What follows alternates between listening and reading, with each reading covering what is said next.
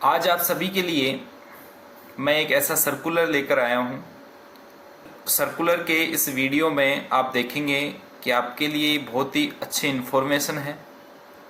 Government of NCT of Delhi directorate of education science and TV branch की ओर से ये circular जारी किया गया है। ये सर्कुलर 22 अगस्त 2024 को जारी हुआ है और आप यहाँ पर देखेंगे कि the national means cum merit scholarship scheme NMMSS examination जो है वो किसके लिए है? ये उन बच्चों के लिए है जो इस समय इस सेशन में क्लास 8th में पढ़ रहे हैं, कक्षा 8वीं में जो इस साल पढ़ाई कर रहे हैं उन बच्चों के लिए स्कॉलरशिप है। और directorate of education GNCT of Delhi इसको हर साल ऑर्गेनाइज करवाता है, कंडक्ट करवाता है एग्ज़ाम को। और ये स्कीम जो है वो MOE यानी ministry of education GOI government of India की तरफ से है ये स्कीम। ठीक है, गवर्नमेंट ऑफ इंडिया की स्कीम है। इस स्कीम की क्या डिटेल्स हैं वो आप देखेंगे कि इस स्कॉलरशिप में अगर आप क्वालिफाई करते हैं इस एग्ज़ाम को तो आपको 1000 रुपये पर मंथ मिलेंगे। कब तक? Up to class 12th as per the norms of ministry of education government of India. नियमों के तहत आपको 12वीं तक पर मंथ 1000 रुपये की स्कॉलरशिप दी जाएगी अगर आप ये एग्ज़ाम क्लियर कर लेते हैं तो। देखिए आगे, date of examination. Date of examination में आप देखेंगे तो जो एग्ज़ाम है वो कब कंडक्ट करवाई जाएगी? वो करवाई जाएगी 24 नवंबर 2024 संडे को करवाई जाएगी एग्ज़ाम। तो बहुत अच्छी बात है कि संडे को आपका ये एग्ज़ाम होना है। उसके बाद में आप देखेंगे इसमें एलिजिबिलिटी क्राइटेरिया क्या है आपका। तो वो कक्षा 8 में वो बच्चा पढ़ना चाहिए, गवर्नमेंट या गवर्नमेंट एडेड या लोकल बॉडी स्कूल है वो दिल्ली की होनी चाहिए, उसमें जो पढ़ने वाले बच्चे हैं वो इसमें अप्लाई कर सकते हैं।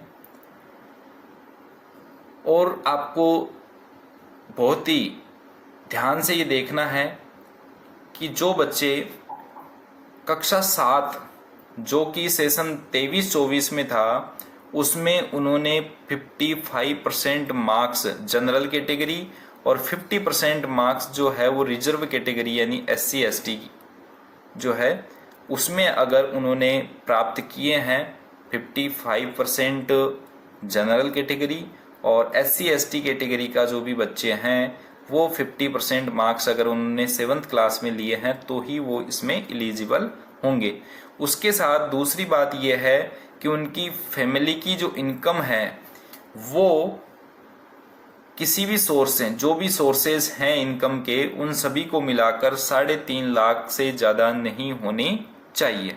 और ये कौन से सेशन की बात हो रही है? 24-25 के सेशन की बात हो रही है। तो आपको इसके लिए इनकम सर्टिफिकेट जो है वो SDM या तहसीलदार के द्वारा बनवा कर देना होगा। अगर आप इनकम सर्टिफिकेट जो कि 3.5 लाख से कम का है वो SDM या तहसीलदार की तरफ से बनवा कर दे सकते हैं। और आपने अगर 7th क्लास में जनरल के हों तो 55% और कैटेगरी से हैं तो 50% मार्क्स अगर आपने लिए हैं तो आप इसके लिए एलिजिबल हैं। रिजर्वेशन कैसे मिलेगा आपको? रिजर्वेशन जो है वो ST के लिए 15%, SC के लिए 15% होता है, ST के लिए 7.5% होता है।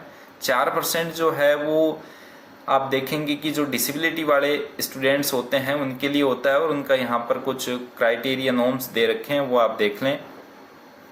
इसके बाद में चलते हैं, यहाँ पर देखेंगे आपकी OBC का किसी प्रकार से कोई भी जिक्र नहीं किया गया है, इसमें किसी प्रकार का कुछ भी मेंशन नहीं है।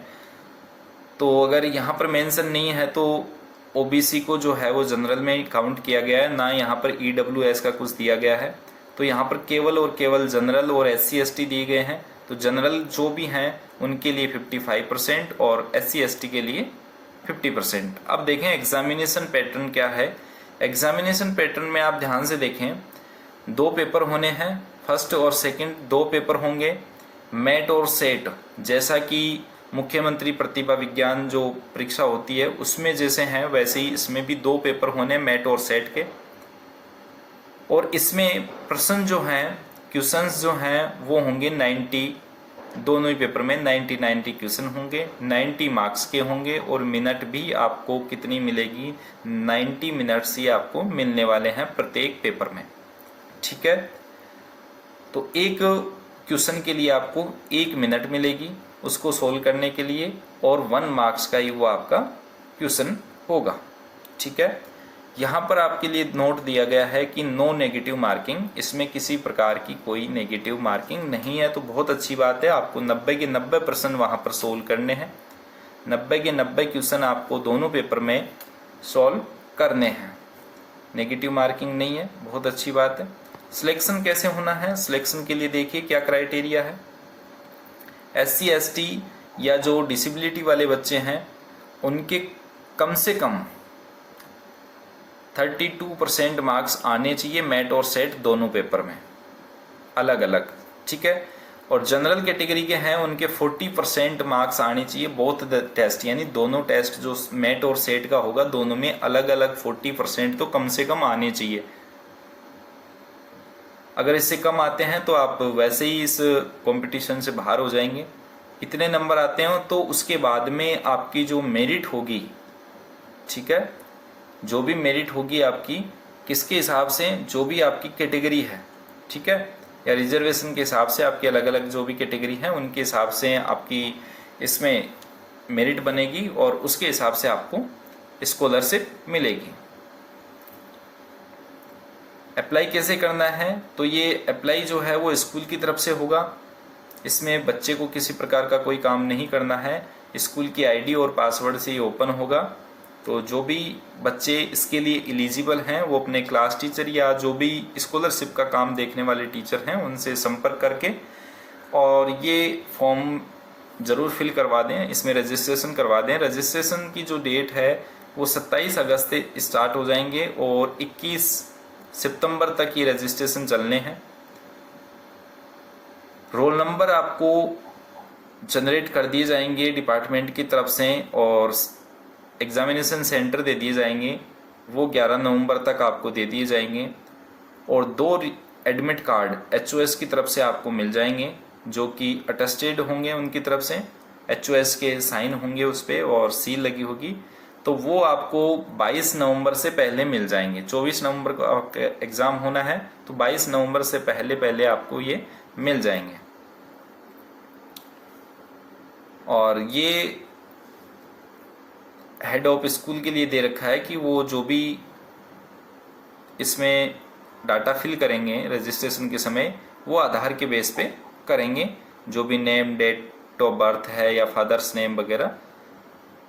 तो ये सारी बातें हेड्स अपने आप देखेंगे। केवल बच्चों को क्या काम करना है कि इस इन्फॉर्मेशन जो आपको ये इन्फॉर्मेशन मिल गई, ये आपको अपने क्लास टीचर या जो भी स्कॉलरशिप के टीचर हैं उनसे बात करके आप उनको जो भी डॉक्यूमेंट्स रिक्वायर्ड होंगे वो दे दीजिए और अपनी तैयारी बहुत अच्छे से करके आप इस एग्ज़ाम को, जो स्कॉलरशिप का एग्ज़ाम है NMM SS, इसको आप क्वालिफाई कीजिए और 12th तक आपको पर मंथ 1000 रुपये मिलते रहेंगे। तो बहुत अच्छी स्कॉलरशिप है ये, अच्छा कंपटीशन है ये, आपको पेपर देना भी समझ में आ जाएगा, साथ ही आपको आर्थिक रूप से भी सहायता मिलेगी कि 1000 रुपये पर मंथ आपको स्कॉलरशिप मिलेगी। तो आप अपनी पढ़ाई बहुत अच्छे से आगे कर सकते हैं और आप में अपने आप में कॉन्फिडेंस जनरेट हो जाएगा ताकि आप आगे जब भी कॉम्पिटिटिव एग्ज़ाम देते हैं तो उसमें फुल कॉन्फिडेंस के साथ आप वो एग्ज़ाम